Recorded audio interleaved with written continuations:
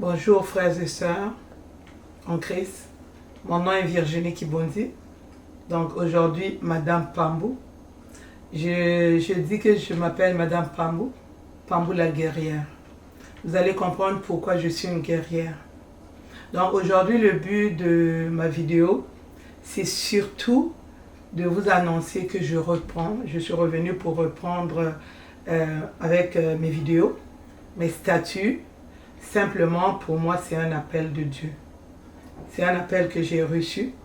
Donc, depuis longtemps, j'ai cheminé et je pense que le moment est arrivé que je puisse vraiment dévoiler l'appel de Dieu à tous et devant tout le monde. Dernièrement, j'ai eu beaucoup d'appels, les gens qui étaient offusqués ou frustrés parce que je commence les vidéos, je leur parle de mon témoignage, que j'allais faire mes témoignages, que j'allais les édifier, les exhorter plutôt. Mais malheureusement, je coupe, je reviens. Mais cette fois-ci, je vous promets que que la machine est repartie et cette fois-ci, c'est pour devant, c'est pour de bon. Donc, comme je vous dis, moi, mon nom, Virginie Pambou aujourd'hui, maman la guerrière. Pourquoi je m'appelle la guerrière? Parce que je suis passée par plusieurs étapes compliquées de ma vie qui m'ont amenée à ce que je suis aujourd'hui. Donc, il y a même des gens qui se demandaient, je parlais que j'étais une doctorante, tout ça là. Donc, je peux vous dire que je suis née au Congo-Brazzaville, j'ai fait les études, jusqu'à aller à l'université. Donc j'ai fait les études universitaires à Moscou en Russie, en Union soviétique, l'ex-Union soviétique, donc la Russie et à Moscou.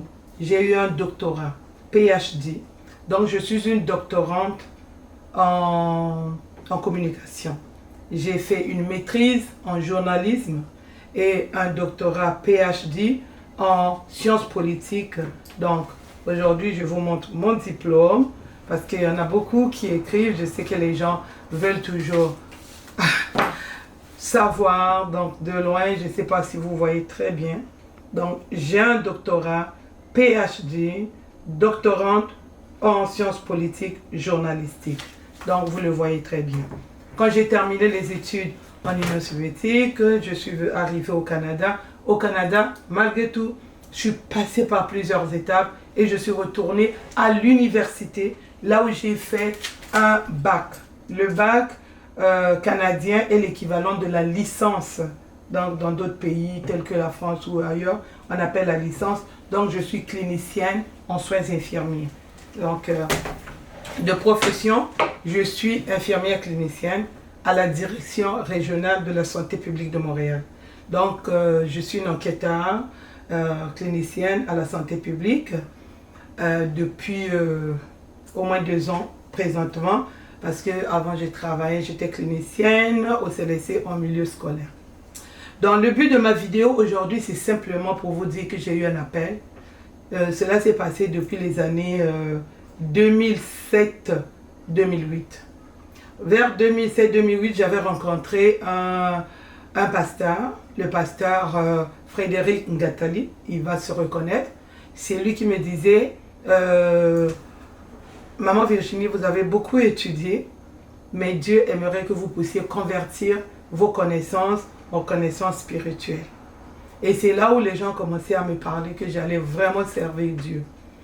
Et je peux vous dire mon parcours. Quand je suis arrivée au Canada en 97, j'ai commencé à prier à l'église Vie et Réveil avec le pasteur Carbone.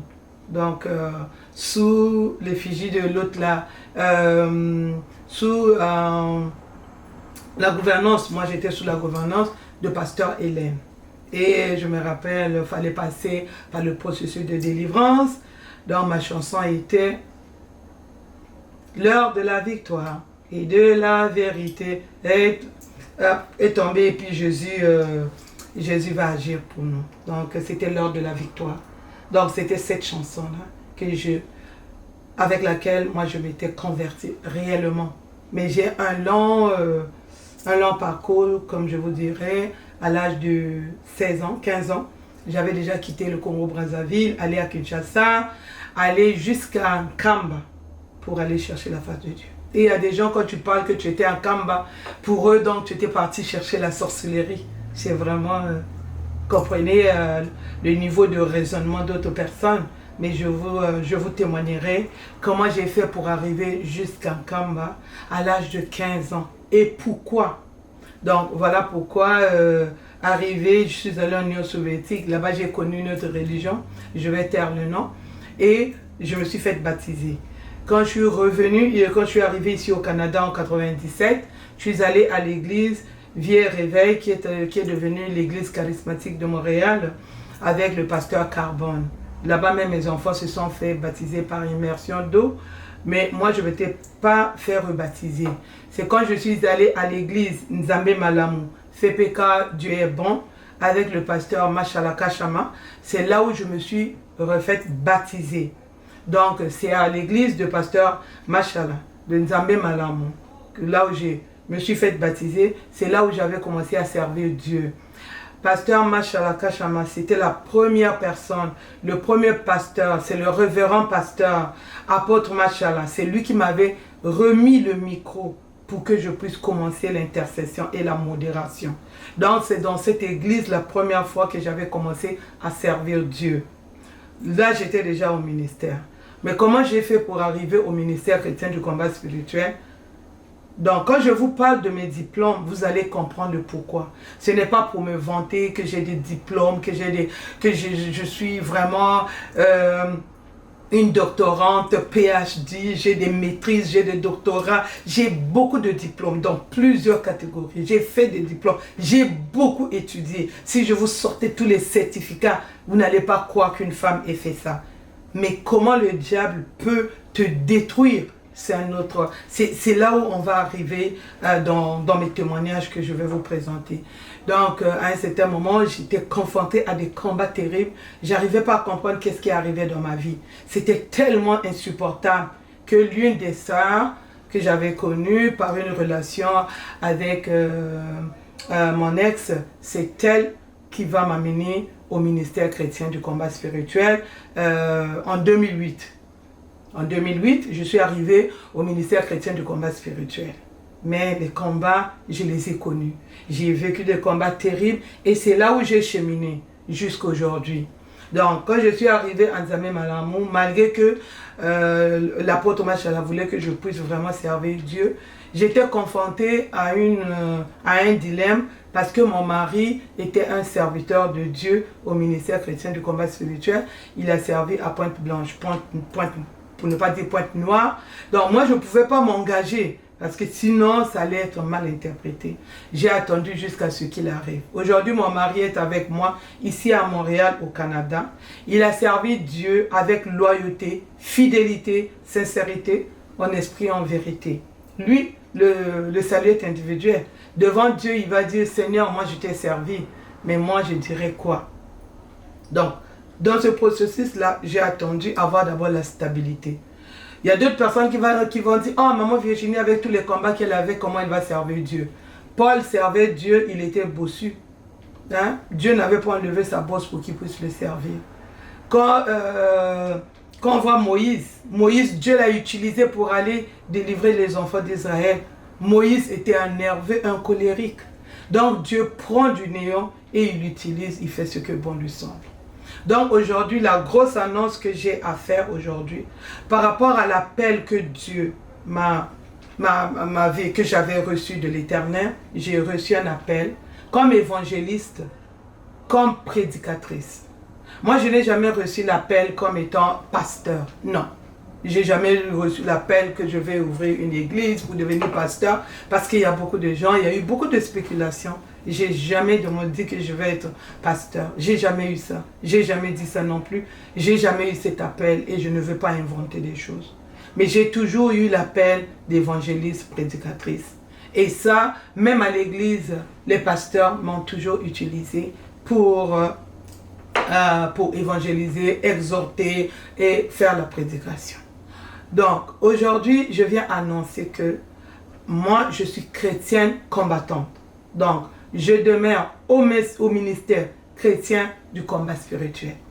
J'ai suivi le parcours.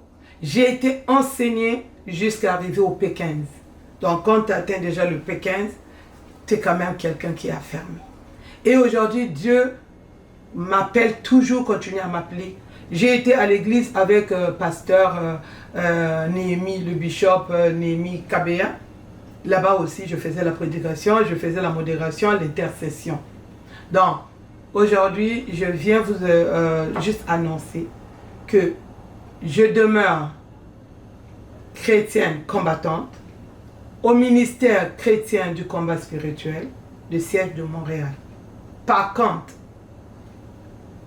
le ministère chrétien du combat spirituel n'interdit pas d'aller à l'église, donc je continue à fréquenter l'église. Dans le fait que je vais continuer à fréquenter l'église, je vais quand même servir Dieu à l'église. Qu'il n'y ait pas de controverse, hein? Qu'il n'y ait pas de controverse. Mon mari a servi Dieu, mon mari est là. Deux fois, on l'utilise dans la cure d'âme de temps en temps. Mais moi, je ne me lève pas au ministère chrétien du combat spirituel. Donc, je ne suis pas debout. Je sers Dieu au partenariat. Je sers Dieu au partenariat, c'est dans les finances. Donc, si les églises ont besoin de moi, parce qu'on m'interpelle beaucoup, et on m'interpelle souvent. Il y a plusieurs églises qui ont des besoins. Je vais servir Dieu dans la paix sincère, parce que j'ai un appel de Dieu. Si une église a besoin de moi, Maman Virginie, on veut que tu viennes vraiment exhorter le peuple de Dieu, j'irai. Moi, je ne veux pas servir Dieu dans l'animosité. J'étais avec le Papa Kabea, donc le bishop Néhémie Kabea. S'il a besoin de moi, je vais me lever, j'irai servir Dieu. Parce qu'aujourd'hui, quand je vois le bishop Néhémie Kabea, quand il va au ministère du combat, partout où il passe, même en Europe, il va s'arrêter, on l'accueille. Donc, si lui il a besoin de moi, j'irai. J'ai jamais été, par exemple, à l'église de pasteur Miché Mboko. Mais si le pasteur Miché Mboko a besoin de moi, par exemple, pour aller exhorter, aller faire un témoignage, j'irai. Je ne vais pas à l'église de Maman Exaucée. Mais si Maman Exaucée, Tsukunu, le pasteur, excusez-moi, la pasteur Exaucée Tsukunu a besoin de moi, j'irai. Si on a besoin de moi à l'église FPK Nzame Malamu, de pasteur Machala Kachama, j'irai. Donc, partout là où on a besoin de moi, j'irai évangéliser, j'irai faire la prédication, j'irai pour exhorter le peuple de Dieu. J'aimerais que ça soit clair. Je demeure, moi et mon mari, au ministère chrétien du combat spirituel. Aujourd'hui, on voit beaucoup de serviteurs, beaucoup de servants de Dieu qui sont au ministère chrétien du combat spirituel aller dans d'autres églises parce qu'ils vont évangéliser la bonne parole. Parce que la parole de Dieu déclare, faites de toutes les nations les disciples. Et aujourd'hui, je veux maintenant agir selon l'appel que Dieu m'avait donné. J'ai eu beaucoup de combats. Je n'aimerais pas me lever là où on va toujours dire elle était comme ceci, elle était comme cela. Des jugements, j'en ai assez subi, j'en ai reçu aussi. Les rapports, parce que là où les gens se battent pour le micro, il n'y a pas la présence de Dieu.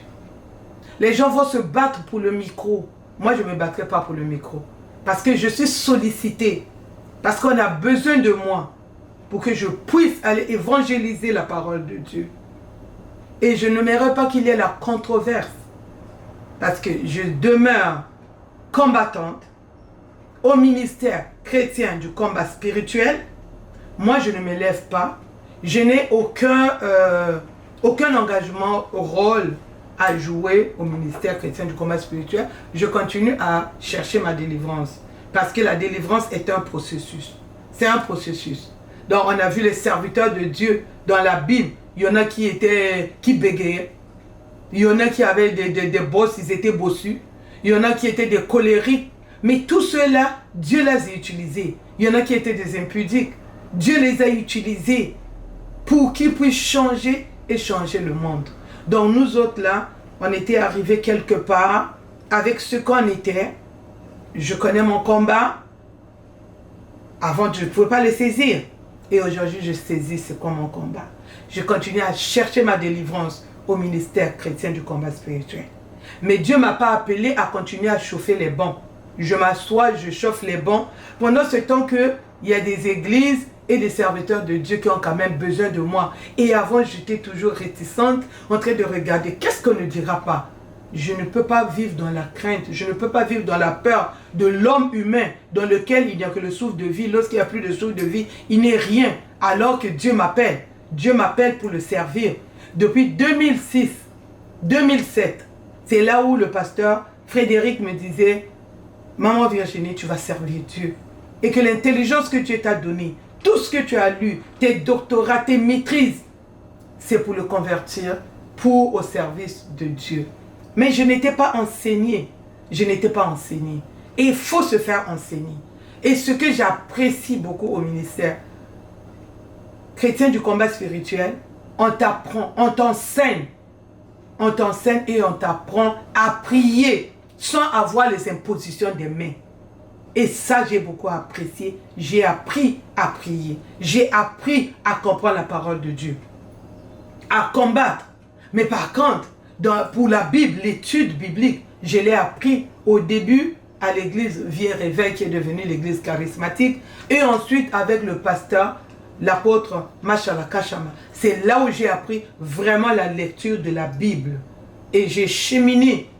Et en ce moment-là, j'ai commencé à servir Dieu à cette église. Et puis je suis allé continuer à servir Dieu à l'église chez le pasteur Kabir. C'est sûr qu'il y a des gens qui disent quand tu vas dans une église de quelqu'un qui était, par exemple, au ministère, qui était sorti, ce n'est pas toujours agréable. C'est comme si tu partais avec ton ex. Oui, c'est vrai. Mais et que tu es marié. Mais il faut savoir aussi que nous sommes en Occident. Tu peux être marié, mais ton ex vient chercher les enfants chez ton mari, et ton mari peut aller chercher les enfants chez l'ex de sa femme, ou la femme vice-versa. Donc, on ne peut pas vivre dans l'animosité. Je vais servir Dieu là où les gens auront besoin de moi.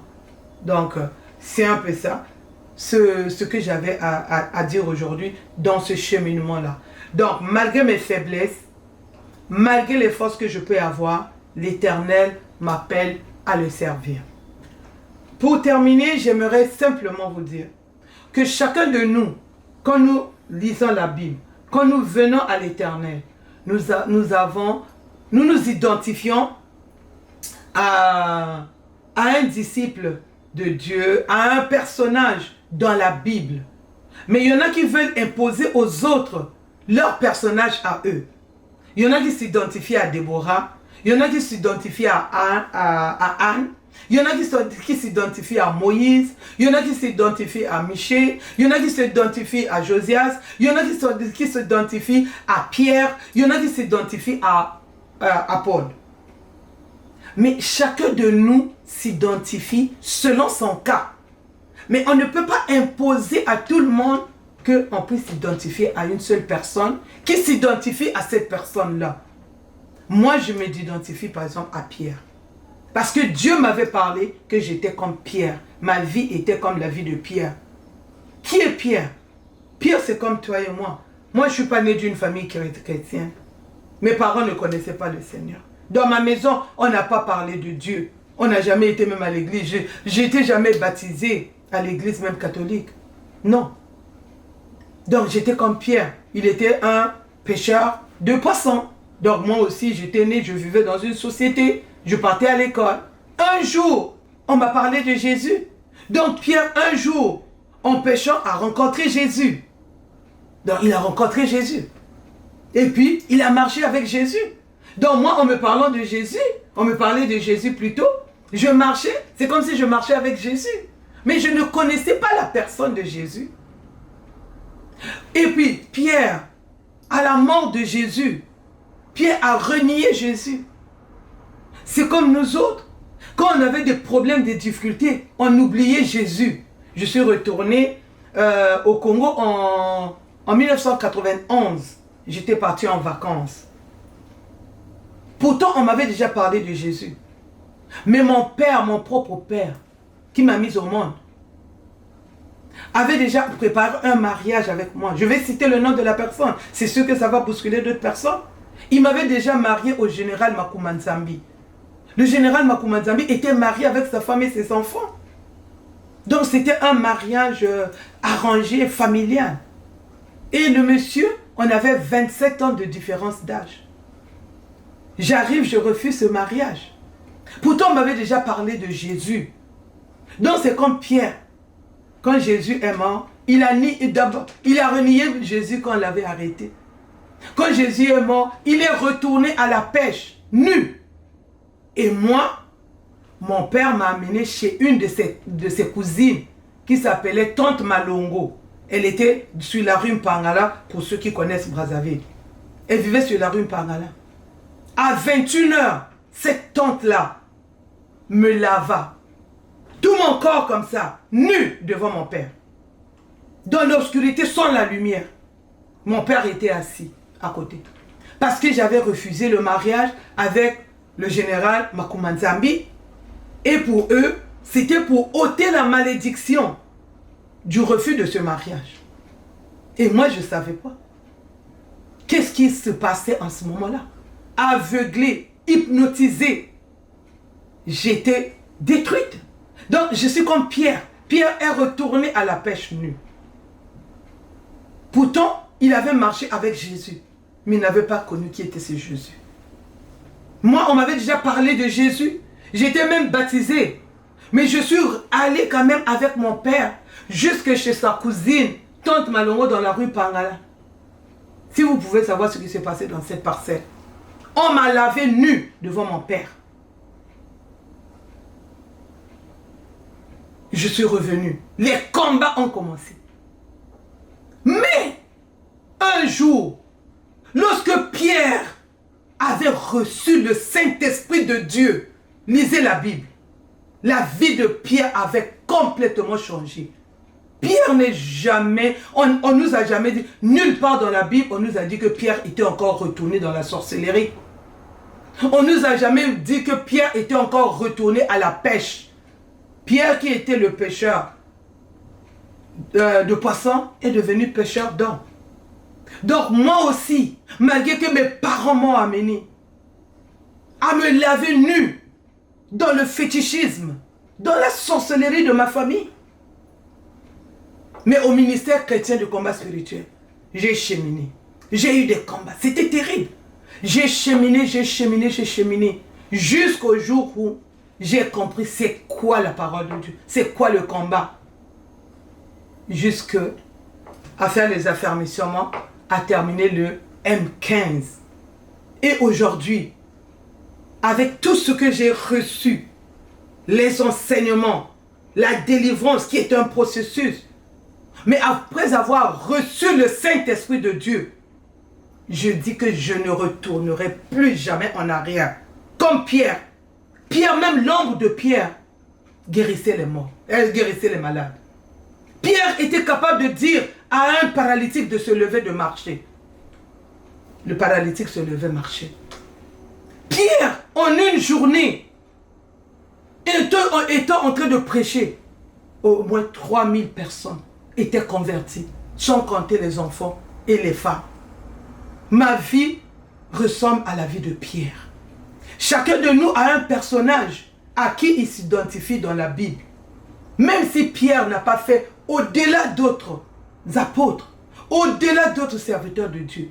Mais du moment où quand il avait reçu le Saint-Esprit de Dieu, sa vie avait changé. Son ombre seulement guérissait les malades. En une journée, plus de 3000 personnes avaient reçu, avaient accepté Dieu, avaient accepté Jésus-Christ comme Seigneur et Sauveur. Et moi, j'ai marché comme Pierre. J'étais dans le monde. Et après, on m'a parlé de Jésus. J'ai marché avec Jésus que j'entendais, mais je ne connaissais pas la personne de Jésus. Je suis retourné comme Pierre, à la pêche, nu. Je suis allé auprès de mon père pour les vacances. J'étais en Occident. Je rentre, on me lave nu. Quand on te lave nu, c'est quoi? J'ai connu la souffrance en Occident. Tu vis en Occident avec des gros diplômes. Je suis une femme très diplômée. Et j'avais des moyens. J'ai eu des enfants. Mais j'étais très malheureuse.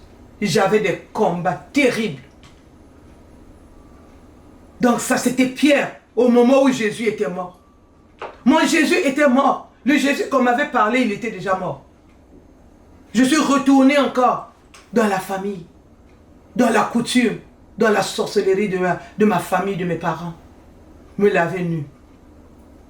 Mais aujourd'hui, après avoir écouté la parole de Dieu, après avoir été touché par le Saint-Esprit, après avoir été baptisé par le Saint-Esprit, ma vie est devenue la vie de Pierre après que Pierre ait reçu le Saint-Esprit de Dieu.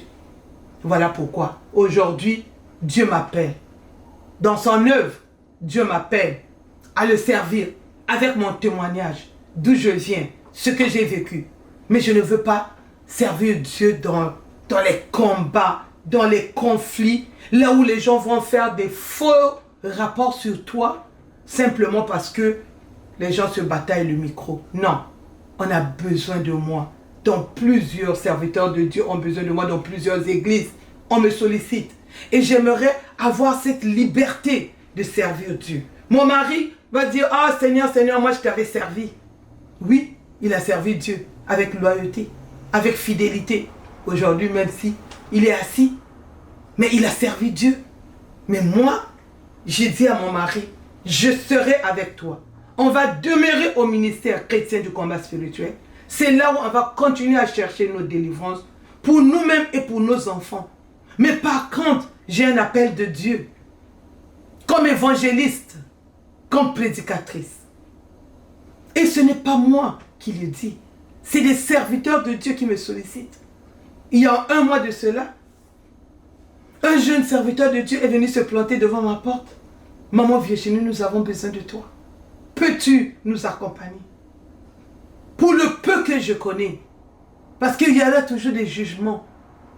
Mais le grand juge, c'est Dieu. Lui qui m'appelle, il sait pourquoi il m'appelle. Parce que je dis qu'il y avait des bossus, mais que Dieu avait utilisé aujourd'hui, que nous citons les noms. Il y avait les colériques. Il y avait tout genre de personnes. Dieu ramasse du néant. Dieu ne prend pas des gens qui sont déjà préfaits. Les gens qui se disent, moi c'est moi. Il prend ceux qui n'ont pas de valeur. Et avec mon témoignage, je vais édifier plus qu'une personne. Et c'est tout ce que Dieu veut de moi. Donc, j'ai rencontré un grand serviteur de Dieu qui revient de la France. Il est serviteur de Dieu en France, à Paris. C'est un senior à qui j'ai demandé de me consacrer. J'ai fait cette demande. J'aurais pu m'auto-proclamer. Parce qu'aujourd'hui, tout le monde s'auto-proclame. Je n'ai pas voulu m'auto-proclamer. Et il y a au moins 2 ou 3 serviteurs de Dieu qui font mon suivi. Et il y en a un qui va me consacrer, évangéliste, prédicatrice.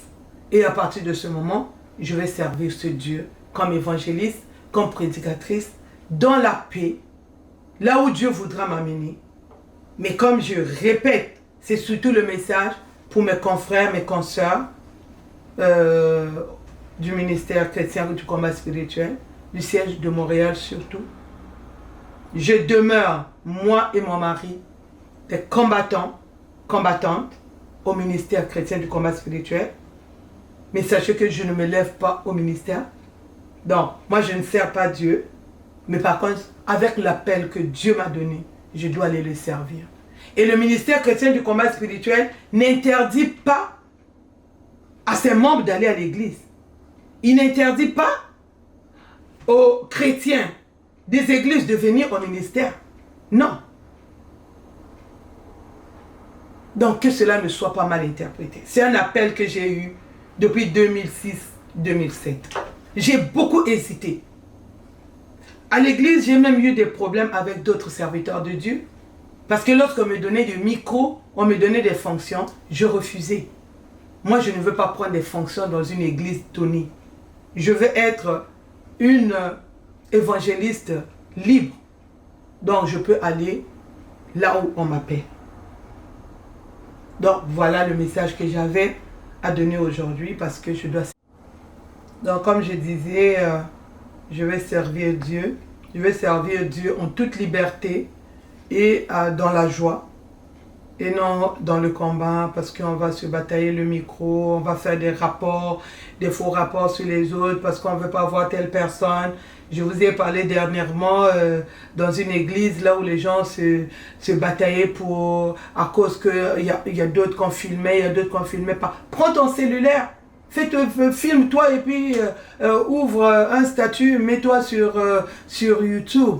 Donc aujourd'hui, nous avons quand même cette liberté de servir Dieu. Et moi, je sers Dieu avec toute la connaissance, la base que j'ai eue des enseignements à l'église Vie et Réveil, qui est redevenue l'église charismatique de Pasteur Carbone. Tout ce que j'ai eu comme enseignement à l'église Fepeka Nzambe Malamu, Dieu est bon, avec l'apôtre Machala Kachama. Et tout ce que j'ai appris au ministère chrétien du combat spirituel avec les affermissements, partant du M10 jusqu'au M15, nous entamons bientôt le M16 et je demeure vraiment combattante au ministère chrétien du combat spirituel, mais je ne peux pas continuer à chauffer les bancs alors que Dieu a besoin de moi. Donc à partir d'aujourd'hui, je vous balancerai mes vidéos lorsqu'on va me consacrer évangéliste, prédicatrice. C'est ça mon appel. Et je vais vous le mettre. Et à partir de là, à n'importe quelle église, dans n'importe quelle église, à n'importe quel moment, là où on a besoin de moi, j'irai servir Dieu. De toute façon, les églises, c'est le matin.